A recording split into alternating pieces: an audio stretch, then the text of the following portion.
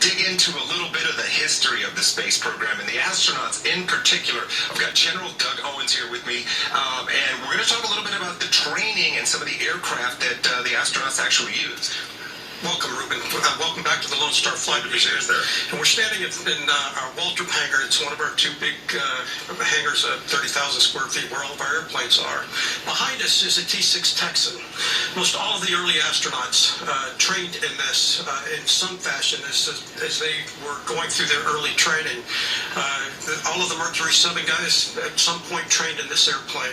And behind it, as we look at our B-25 Mitchell bomber, interestingly, Deke Slayton, one of the original Mercury 7, flew 56 missions in that airplane and went on to be an instructor pilot in that. So we're very fortunate to have all of these aircraft here, and we're going to take a look in the next segment at some of the others that the other astronauts flew as well. Well, for folks that are not familiar or haven't been here to the Lonestar Museum, Lonestar Flight Museum, this is actually, it's a treasure. It is really a gem that we have right here in Houston. We have it right here in the backyard because all of these aircraft can still fly. Yes, sir, that's correct. All of them are in some state of readiness to fly. And as a matter of fact, on Saturday, we'll be pulling the B-25, and they'll fly twice on Saturday. That's amazing. Yeah, that's an incredible part of history. And again, you probably don't think of it, and probably some of the maybe like younger kids today or the school kids today, they probably just think, well, the astronauts just went straight to space. That's not the case. Now, all of the early astronauts, all were pilots, and many of the ones that fly today are as well. So they all start somewhere,